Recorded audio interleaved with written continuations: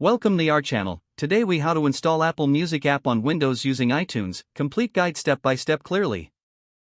To install the Apple Music app on Windows using iTunes, begin by opening your preferred web browser. Navigate to the official Apple website. Search for iTunes Download in the search bar. Click on the link that directs you to the iTunes download page. Locate the download button for Windows. Click on the download button to start the installation file downloading. Once the download is complete, open the downloaded file. If prompted by your computer, allow the app to make changes to your device. Follow the on-screen instructions to begin the installation process. Choose the destination folder where you want to install iTunes.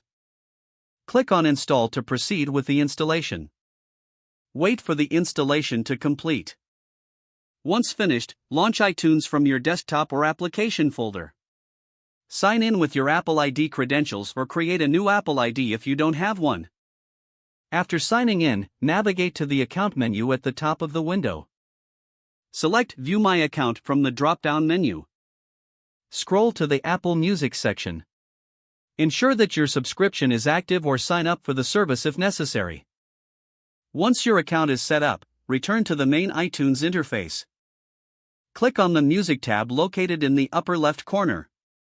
Here, you can browse or search for your favorite music. Enjoy using the Apple Music app seamlessly on your Windows device through iTunes. If the page does not load, refresh the browser or try again in a private or incognito window.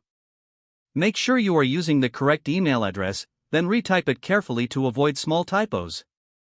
If your password is not accepted, use the reset option and create a new strong password you can check your spam folder for verification or security emails, then complete any requested confirmation steps. Enable two-factor authentication if available to improve account security and reduce unauthorized access risk. After signing in, review your profile details so your contact information and settings are accurate and current. Don't forget to like this video and subscribe to our channel for more step-by-step tech guides.